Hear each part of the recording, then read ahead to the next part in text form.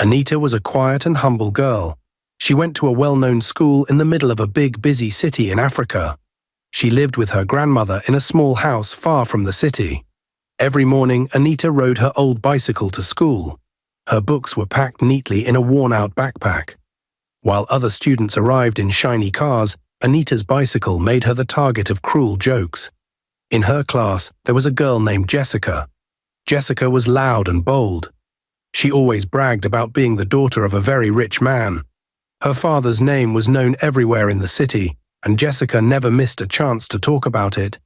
She showed off her expensive clothes and fancy lifestyle, making sure everyone noticed her. Jessica didn't like Anita. Something about Anita's quiet nature and simple looks annoyed her. Every morning, when Anita parked her bicycle, Jessica would shout, "Oh look, the charity case is here on her old two-wheeler. Anita, have you even seen what a car looks like?" The other students would laugh loudly, and Anita would quietly walk away, her head down. Anita tried her best to ignore Jessica. She focused on her studies and never said a word back. But Jessica didn't stop. She wanted to embarrass Anita even more. One day, during lunch, Jessica did something truly mean. She climbed onto a table in the cafeteria and yelled, "Hey everyone, did you know Anita is probably saving money to buy a new tire for her bicycle? Maybe we should all give her some coins to help her out." The cafeteria erupted in laughter. Anita, holding back her tears, walked out of the room quietly. She went to her favorite spot under the big baobab tree behind the school. There she sat and looked up at the sky, her heart heavy with sadness. She thought about her parents, who had died years ago, leaving her in the care of her grandmother. But there was something about Anita that nobody else knew, a secret she kept close to her heart. Her grandmother often told her, "My child, money does not make you rich. What matters is your kind heart, your wisdom, and your goodness. Let them laugh now, but one day the truth will shine like the sun." The days passed, and Jessica's bullying got worse, but Anita stayed focused. She worked hard and got the best grades in class. During school assemblies, Anita often received awards for her excellent performance. This made Jessica angry. She couldn't understand how someone like Anita could shine so brightly. One morning, as Anita parked her bicycle, Jessica walked up to her with a sly smile. Her expensive bag swung on her shoulder as she looked Anita up and down. She spoke loudly so that everyone could hear. "I've been wondering how you got into this school, Anita. This is a school for kids from rich families, not charity cases like you." Anita didn't say a word. She held onto her bicycle tightly, her knuckles white. Jessica laughed and continued, "Unless—" She paused and looked around dramatically. "Unless you did something, inappropriate to get in here. Maybe some rich man helped you out. Is that it?" The students around them gasped. Some looked at Anita with pity, while others seemed curious to hear her response. Anita's cheeks burned with shame, but she stayed quiet. She didn't want to give Jessica the satisfaction of seeing her cry. Jessica took a step closer, her voice dripping with mockery. "Tell us, Anita, did you beg some man on your knees for the money? Or did you do something worse?" The students burst into laughter. Jessica's friends cheered her on, their voices echoing in the schoolyard. Anita felt her chest tighten. She thought of her grandmother's words about staying strong, but the pain from Jessica's words was unbearable. Her fists clenched, and her eyes stayed glued to the ground. Jessica leaned in even closer, her voice turning cold and sharp. "Why don't you just admit it? You don't belong here, Anita. Someone like you could never fit in." Jessica's words hung in the air like a heavy cloud. The laughter around Anita grew louder, but deep inside her, something stirred. Though she didn't say a word, there was a strength in her silence, an unshakable determination that even Jessica couldn't crush.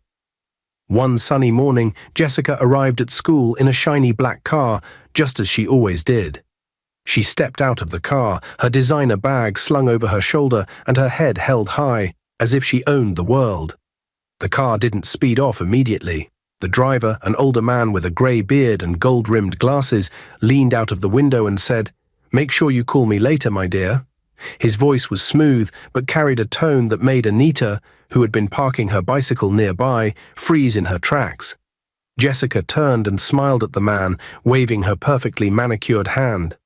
Don't worry, darling, she said sweetly. I will call you. Anita's eyes widened. She couldn't believe what she had just witnessed. For weeks, Jessica had tormented her, accusing her of sleeping with old men. Yet here she was, openly flirting with a man old enough to be her father. Anita didn't say anything then. She simply locked her bicycle and went to class, her mind swirling with thoughts. Later that day, Jessica, as usual, found Anita near the bicycle rack.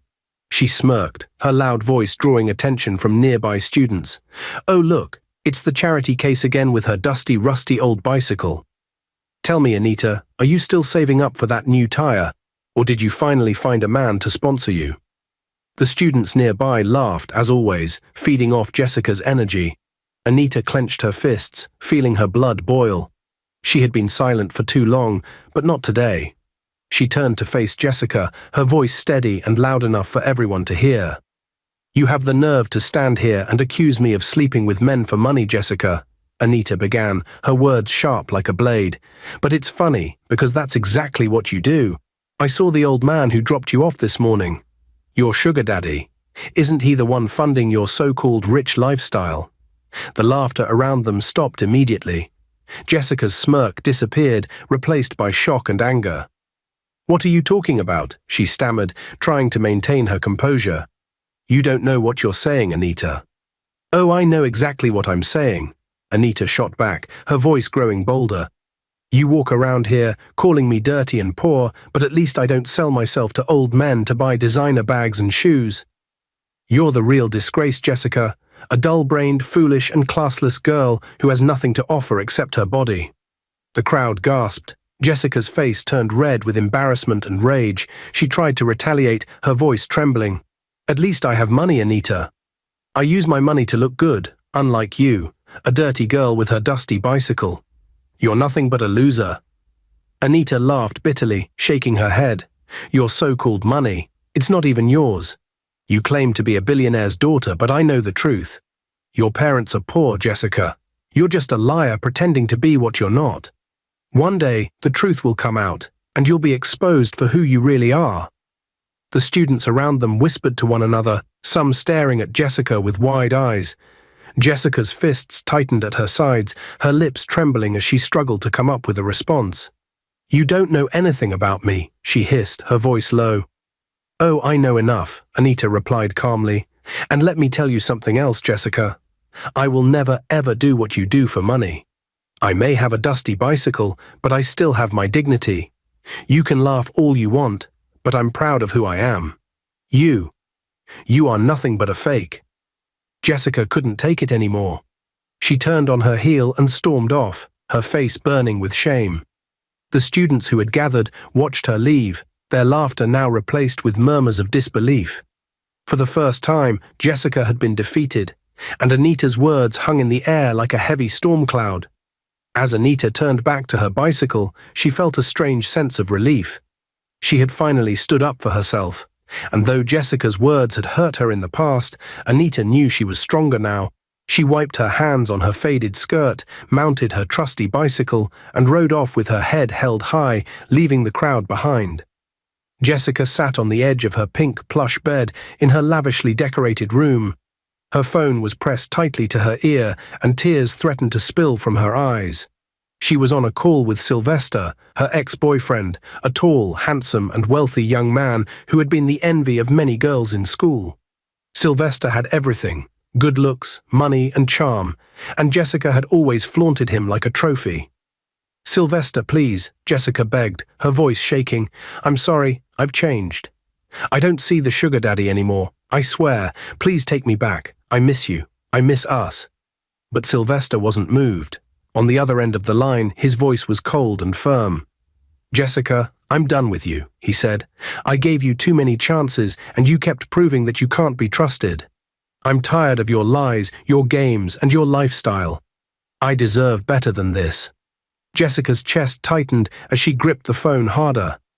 Sylvester, it's not what you think. I promise I'm different now. I won't mess up again. Just give me one more chance. Sylvester let out a bitter laugh. Different.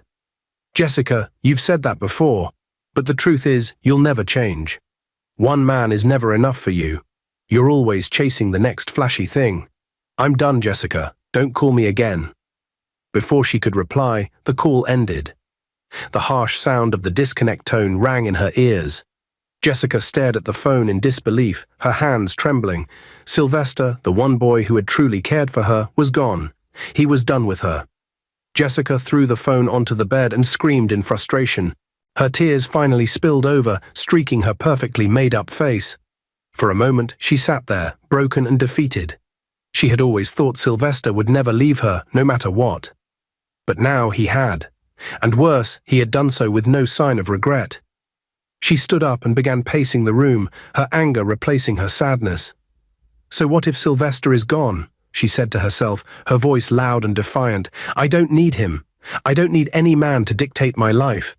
Let him go to hell. The next day at school, everything seemed normal. Jessica was in her usual spot, surrounded by her friends, bragging about her expensive lifestyle. But soon, something unexpected happened. A poor-looking woman walked into the school compound, her clothes worn and faded, carrying a small bag. The security guard stopped her and asked what she wanted. I'm looking for my daughter, Jessica, the woman said, her voice soft but determined. The guard raised an eyebrow. Jessica, are you sure you're talking about the right person? Yes, I am. Jessica is my daughter, the woman insisted. The guard, still unsure, allowed her to wait while someone went to call Jessica. When Jessica arrived and saw the woman standing there, she froze for a moment. Her friends, curious about what was happening, followed her. The woman smiled when she saw Jessica. My daughter, I've missed you so much. Jessica's expression changed immediately. She looked at the woman with disgust. Who are you? She said loudly, drawing attention from others. I don't know you. The woman's smile faded. Jessica, it's me, your mother. I came all the way from the village to see you. Your father and I haven't heard from you in so long. Why are you talking like this? Jessica stepped back, her voice rising. My mother can never look like you. You're dirty, ugly and poor. Don't ever call yourself my mother. Do you know who I am? I'm the daughter of a billionaire. My mother is a classy, rich woman, not someone like you. The woman's eyes filled with tears. She couldn't believe the words coming from her daughter's mouth. Jessica, how can you say such things? I am your mother. Your father and I have worked so hard to send you to school. We've sacrificed everything for you. Jessica waved her hand dismissively. I don't care what you and your so-called husband did. Don't come to this school again, do you hear me? You're embarrassing me. Leave and don't ever show your face here. The woman stood there, stunned and heartbroken. Slowly she turned and began walking out of the school compound, tears streaming down her face. As she reached the gate, she bumped into Anita, who was parking her bicycle. Mama, why are you crying? Anita asked kindly. The woman wiped her tears and tried to smile, but her voice trembled as she replied, It's nothing, my child. Just something that pains my heart. Anita gently urged her to sit on a nearby bench. Mama, tell me what happened. Maybe I can help. The woman hesitated, but Anita's kindness encouraged her to speak. I came here to see my daughter, Jessica. She is my only child. But she denied me in front of everyone. She insulted me and said I am not her mother. She told me never to come here again. Anita's eyes widened in shock. Jessica? You mean Jessica in my class? She said you're not her mother. Yes, the woman replied, Jessica is my daughter.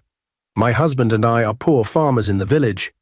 We sent her to this school with the little money we had. But since she came to the city, she has changed. She stopped coming to the village. She told us she's a big girl now and doesn't need us anymore. She has abandoned us. Anita's heart burned with anger. Mama, I knew that girl was living a fake life. She walks around bragging that her father is a billionaire and that she has everything. But all this time, she has been lying to everyone. The woman shook her head sadly. I have warned her to stop living like this, but she doesn't listen. She only cares about pretending to be rich. Meanwhile, her father and I are suffering in the village, struggling to make ends meet. Anita sighed and said, Mama, Jessica has been bullying me in school. She makes fun of me because I ride a bicycle and come from a humble background. She calls me names and says I don't belong here. But now I see that she is the one living a lie. The woman's tears fell again. I'm so sorry for what my daughter has done to you. She has brought shame to our family. Please forgive her, my child. Anita smiled gently. It's nothing, Mama. Don't worry about me. I've learned to ignore her insults. But Mama, do you have money for transport back to the village? The woman lowered her head. No, my child. I spent the last of my money coming here. I don't even know how I will get back home. Anita opened her faded backpack and pulled out the little money she had saved. Take this, Mama. It's not much, but it will help you get back home. Don't worry, I'll come and visit you in the village one day. The woman looked at the money and then at Anita, her eyes filled with gratitude. Thank you, my daughter. May God bless you. You have a good heart. You will be great in life, I know it. Never change, and never be like my foolish daughter. Anita smiled, feeling a warmth in her heart. She watched as the woman walked away, her steps slow but a bit lighter. Though the encounter had been painful, Anita knew she had done the right thing. The next day at school, Anita saw Jessica standing with her friends again.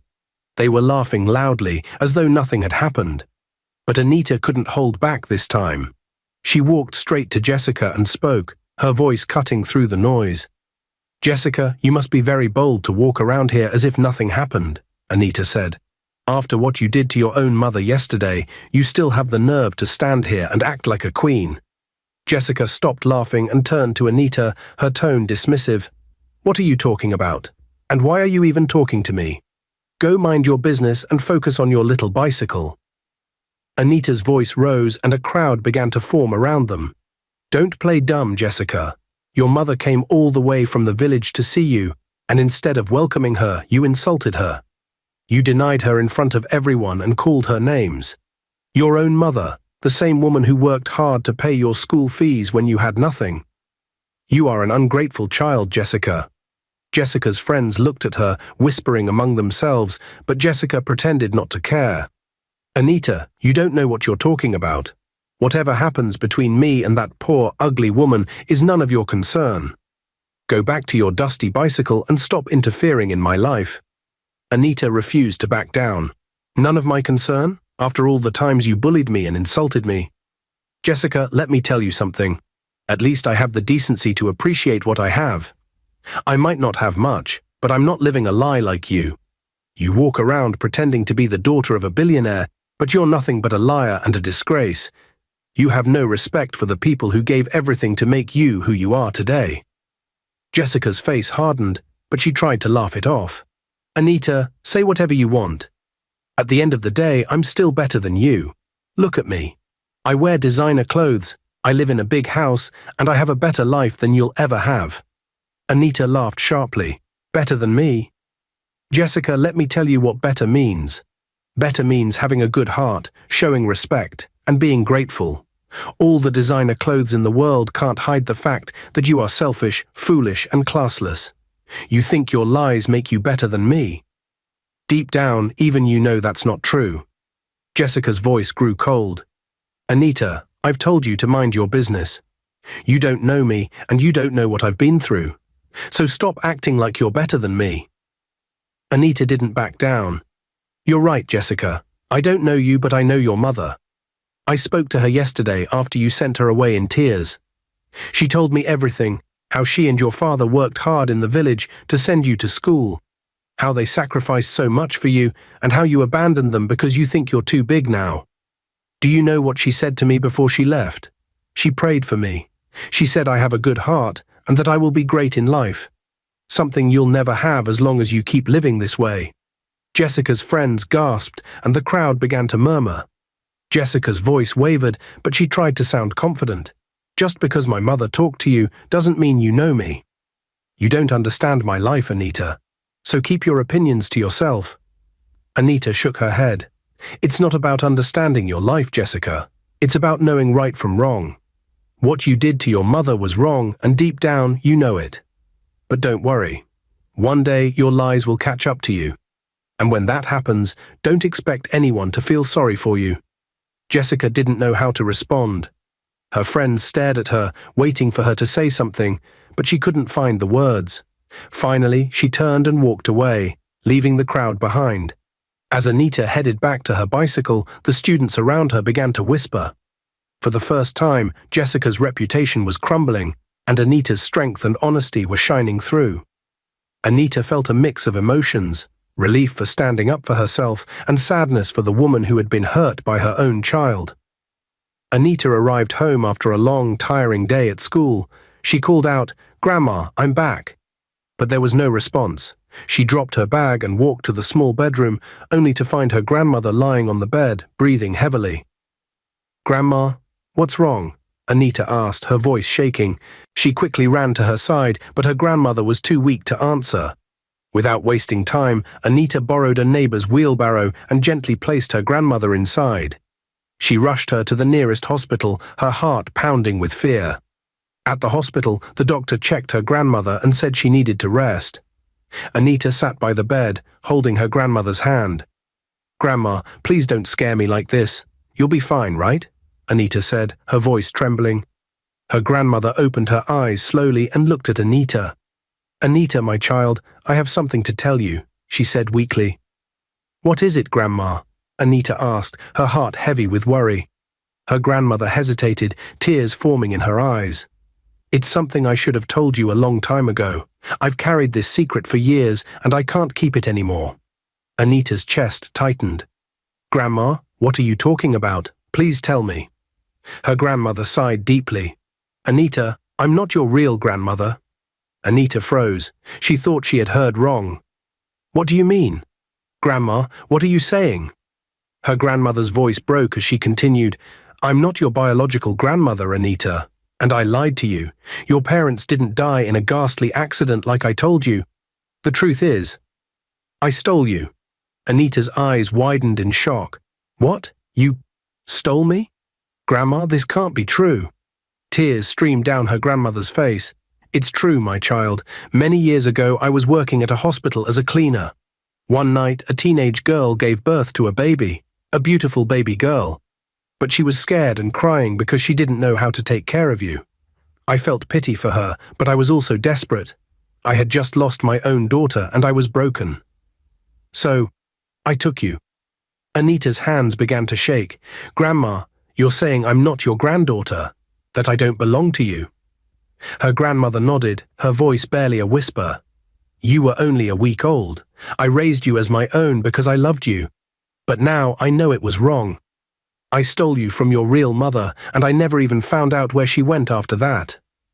Anita's heart shattered into pieces. She stood up, her tears falling freely.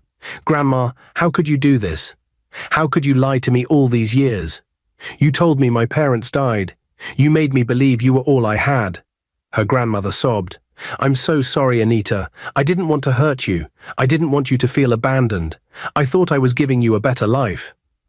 Anita felt anger, sadness, and confusion all at once. "Where are my real parents now?" she demanded. "Where is my mother?" Her grandmother shook her head. "I don't know, my child. After I took you, the girl disappeared. I never saw her again. I have no idea where she is now." Anita dropped to her knees, her body shaking with sobs. She felt like her whole life had been a lie. The woman she had loved and trusted was not her real grandmother. Her real mother was out there somewhere, and she had no way of finding her. "Why, Grandma?" Anita cried. "Why did you do this? You've ruined everything." "I'm so sorry, Anita," her grandmother said, her voice weak. "I know I don't deserve your forgiveness, but please believe me when I say I loved you with all my heart." Anita couldn't respond. Her mind was spinning. She felt like the ground beneath her had disappeared. She cried until her eyes hurt, wondering what her real mother looked like, where she was, and why she had been taken from her. As Anita sat there, lost in her pain, she made a silent vow. No matter how hard it would be, she would find out the truth about her parents. Just then, the doctor came into the room and asked Anita to come to his office. Anita followed him, her heart beating fast. When they got to the office, the doctor said, "Anita, I'm so sorry to tell you this, but your grandmother is in the last stage of cancer. She has less than a month to live." Anita's eyes filled with tears. She couldn't believe what she was hearing. "Doctor, how is this possible? Why didn't we know earlier?" she asked, her voice shaking. The doctor replied, I'm sorry, Anita. If it had been discovered earlier, something could have been done. But now it's too late. I'm so sorry. Anita left the office with a heavy heart, crying as she walked home to get a few things for her grandmother. She walked along the road, her mind filled with sadness and confusion. Suddenly, a very luxurious car parked beside her. A young man stepped out and walked towards her. "Hello," he said gently. "I noticed you were crying. Are you okay? What's wrong?" Anita quickly wiped her face and said, "I'm fine." But the young man wasn't convinced. "You don't look fine. Please, tell me what's wrong. Maybe I can help," he said, introducing himself. "My name is Sylvester, but my friends call me Sly." Anita hesitated, but she finally said, "It's my grandmother. She's very sick, and the doctor said she doesn't have much time left." Sylvester's face softened. "I'm so sorry to hear that. That must be really hard for you." Anita nodded. "It is, but I'll manage. Thank you for asking." Sylvester smiled and said, "Let's be friends. You're really beautiful, I swear. I've never seen anyone as beautiful as you." Anita felt shy but said, "Thank you. I appreciate your kindness. I need to go now." Sylvester offered her a ride, and after some hesitation, Anita agreed. He dropped her off near her house and told her, "If you ever need anything, just let me know." Anita thanked him and went inside, trying to hold back her tears. 5 days later, Anita's grandmother passed away peacefully in her sleep. The pain was too much for Anita to bear, but Sylvester was there for her. He stayed by her side throughout the burial, offering her comfort and support. Anita felt grateful to have someone who cared for her during such a difficult time. The next day, Anita got to school, trying her best to focus on her classes. It had only been a few days since her grandmother's burial, and her heart was still heavy. As she walked into the school compound, Jessica was standing with her usual group of friends. When she saw Anita, she smiled and called out loudly, "Look who's here! Poor Anita! You look miserable. Oh wait, your poor grandmother is dead." "What a foolish thing," Jessica said, laughing loudly, making sure everyone around could hear her cruel words. The students nearby started whispering and giggling, some even laughing along with Jessica. Anita felt the sting of the insult, but she held her head high, refusing to let Jessica see her cry. As Anita was about to reply, her phone rang. She picked it up and saw Sylvester's name on the screen. A small smile crept onto her face as she answered the call. "Sly, hi," Anita said softly. "Hey Anita, how are you holding up today?" Sylvester's warm voice came through the phone. "I'm managing," Anita replied. They talked for a few moments, and before Anita hung up, she said, "I love you too." Jessica, who had been watching the whole time, burst out laughing. "Oh, look at this bicycle girl. She's in love," Jessica said mockingly, clapping her hands for effect. "I bet the boy who called you is just as poor as you are. Maybe he rides a bicycle too. Or worse, maybe he walks everywhere." Jessica's friends laughed along with her, and she continued, "Anita, let me tell you something. You think you're more beautiful than me? You're not. You're lying to yourself. I'm too classy and beautiful to even be compared to you. Whoever this so-called boyfriend of yours is, I know he must be very poor." Anita smiled calmly before speaking. "Jessica, if you see this handsome man that just called me, I promise you, you will fall for him instantly. He's not like the men you chase after, your sugar daddies with their big pot bellies and their old wrinkled faces." The students around them gasped, and Jessica's laughter stopped abruptly. She narrowed her eyes at Anita. "What did you just say?" "You heard me," Anita said, her voice steady. "My boyfriend is young, handsome, and kind. He doesn't have to pay me to spend time with him. He's not like the men you run after, Jessica. You think you're classy, but you're just a girl with no shame, living off old men's money." Jessica's face turned red with anger. "How dare you talk to me like that?" she shouted. "I am better than you in every way, Anita. Don't forget your place." Anita shook her head. "Better than me? Jessica, you're nothing but a bully and a liar. You call me poor, but at least I have dignity. You insult me for riding a bicycle, but at least I'm not selling my soul for designer bags and shoes." Jessica's friends stood silently, unsure of what to do. Some of the students in the crowd began to whisper among themselves, agreeing with Anita. For the first time, Jessica didn't have a quick comeback. Anita turned to leave but stopped and added, "You can laugh all you want, Jessica, but deep down you know the truth. My life may not be perfect, but at least it's real. Can you say the same about yours?" Jessica was furious, but she couldn't find the words to respond. Anita walked away, leaving the crowd behind. As she headed to class, she couldn't help but feel a small sense of victory. The next day, as Anita arrived at school, Sylvester dropped her off at the gate in his luxury car. Some students stared in surprise, murmuring among themselves. It wasn't every day that a car like that pulled up at their school. Sylvester smiled at Anita as she got out and said, "Have a good day, Anita. I'll call you later." Anita thanked him and walked into the school, unaware of the storm that was about to brew. Inside the classroom, Jessica sat with her group of friends as usual. They were chatting when one of her friends ran in excitedly. "Jessica, guess who I just saw outside the school gate?" the girl said, looking excited. Jessica looked up lazily. "Who?" The girl leaned closer and said, "I saw Sylvester. He dropped Anita off in his car." Jessica froze. "What? My Sly? No way." Her friend shrugged. "Yes, I saw it with my own eyes. He was smiling at her and everything." Jessica's blood boiled.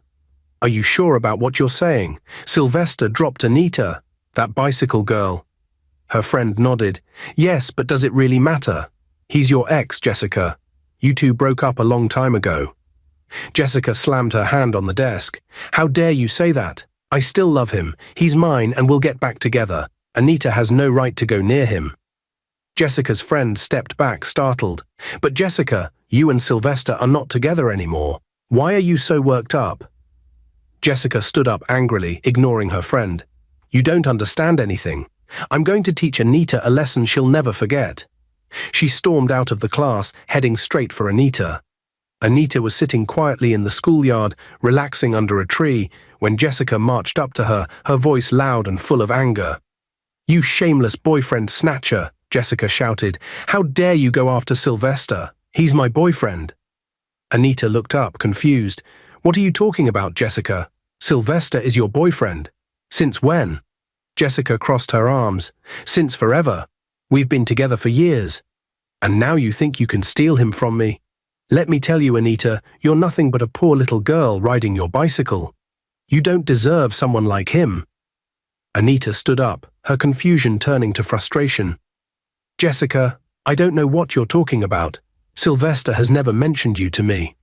And why are you coming to me with all this nonsense?" Jessica pointed a finger at her. "Don't act innocent, Anita. I saw him with you, and my friend told me he dropped you off. You think you're better than me, but you're not. You're just a low-class girl trying to take what doesn't belong to you." Anita tried to remain calm. "Jessica, Sylvester and I are just friends, and I don't know about whatever relationship you had with him. But you have no right to come here and insult me." Jessica laughed mockingly. "Friends? Is that what you're calling it now? You're a thief, Anita, a boyfriend thief. You're nothing but a dirty, miserable girl pretending to be something you're not." Anita had heard enough. Her anger boiled over, and without saying another word, she grabbed Jessica and gave her a slap that echoed across the yard. The students nearby turned to watch, shocked by what was happening. Jessica stumbled back, stunned. "How dare you hit me?" she shouted. Anita didn't stop. She grabbed Jessica again and pushed her to the ground, giving her a beating she would never forget. Jessica tried to fight back, but Anita was too strong for her. She punched and slapped her, her anger pouring out with every hit. "Don't you ever insult me again, Jessica," Anita shouted. "In your life, never cross my path, or I'll deal with you even worse than this. You foolish, spoilt brat. You think you can bully everyone, but not me. Not anymore." The students around them were shocked, whispering among themselves. They couldn't believe Anita, the quiet girl, was beating Jessica, the queen bee, so mercilessly. When Anita was done, she stood up and said, "Let this be a warning, Jessica. Next time, think twice before you open your mouth to insult someone. You're nothing but a spoiled, foolish girl who thinks the world revolves around her." Jessica, humiliated and bruised, scrambled to her feet and ran away. The students stared as she disappeared, too embarrassed to stay. Anita dusted herself off and walked away, leaving everyone speechless. For the first time, Jessica had been put in her place, and Anita had shown everyone that she wasn't someone to be messed with. Anita got home, angry and confused. She picked up her phone and called Sylvester. The moment he answered, she said, "Sylvester, our friendship is over. How dare you lie to me?" Sylvester was confused and asked, "What are you talking about, Anita?" "What lie?" Anita continued, "Jessica came to me today, insulting me in front of everyone. She said you're her boyfriend, and that I stole you from her. She called me a thief and said you're still dating her. How could you?" Sylvester was shocked. "Jessica." "Wait, Anita, I didn't even know you and Jessica went to the same school. Let me tell you something. Jessica told me she was a graduate and a motivational speaker. I didn't know she was still in school. And for the record, I'm not dating her. We broke up a long time ago. She's just trying to cause trouble. Don't believe anything she says." Anita was still upset. "I don't know who to believe anymore. She came with so much confidence, saying all those things." Sylvester said, "Anita, listen to me. I'm done with Jessica. I don't want anything to do with her. She's a liar. Please don't let her get into your head. She just wants to ruin what we have." Anita sighed and said, "I don't know, Sylvester. I even beat her up today in front of other students because I couldn't take her insults anymore." Sylvester started laughing. "That's my girl. Anita, don't let that foolish girl bother you. You're better than her. I love you, and that's all that matters." But Anita was still angry. "I need time to think. I can't deal with all this drama," she said before hanging up. Just as Anita hung up, Sylvester's phone rang. He checked the caller ID and saw Jessica's name. He rolled his eyes and picked up the call. "Sylvester, please don't hang up," Jessica began. "I'm sorry, I still love you. Let's get back together." Sylvester's tone was cold. "Jessica, how do you still have my number? I thought I blocked you, you spoilt, ungrateful element. I heard someone beat you up today in your school. Weren't you the one who told me you're a graduate? So what are you doing in school, Jessica?" Jessica was embarrassed but tried to defend herself. "So that foolish girl called you already? Sylvester, you want to leave me for that poor thing. That girl is ugly. Can't you see?" Sylvester was furious. "Jessica, you're the foolish one. Don't call Anita poor because she has more class than you'll ever have. You're nothing but a liar. And you let her beat you up. What a wasted human being. A girl like Anita put you in your place, and you're here calling me. You should be ashamed of yourself." Jessica tried to speak, but Sylvester hung up the call. He shook his head in frustration and blocked her number. He had had enough of Jessica's lies and drama. Jessica sat in her room, fuming with anger. She paced back and forth, thinking about everything that had happened. Anita had beaten her up in front of everyone, and Sylvester had insulted her on the phone. Her pride was bruised, and she couldn't let it go. "Anita," Jessica muttered to herself, "that foolish girl, she thinks she can humiliate me and get away with it. I must deal with her. She has no idea who she's messing with. She's not in my class, and I'll make sure she learns her place." Jessica sat down and started plotting in her head. "But first," she said, her voice growing darker, "let me face that useless boy, Sylvester. How dare he insult me and take Anita's side? Does he think he can just walk away from me like I'm nothing? No, by the time I'm done with him, he will regret ever knowing me." She picked up her phone and stared at Sylvester's number, her anger growing stronger with every passing second. "You think you can humiliate me, Sylvester? You think you can replace me with Anita, a girl who rides a bicycle? I'll make you regret it. I'll show you that no one messes with Jessica." Jessica sat back, her mind filled with thoughts of revenge. She didn't care how far she had to go. She was determined to bring both Anita and Sylvester down. Her anger consumed her, and she vowed to herself that she would not rest until she had the last laugh. And so, the story ends here for now. Will Jessica succeed in her plans? Will Anita and Sylvester overcome her schemes? Stay tuned to find out in the concluding part of this thrilling story. Make sure to like, share, subscribe, and turn on your post notifications so you don't miss what happens next. Thank you for following the story, and we'll see you in the next part. Thanks for watching and stay blessed.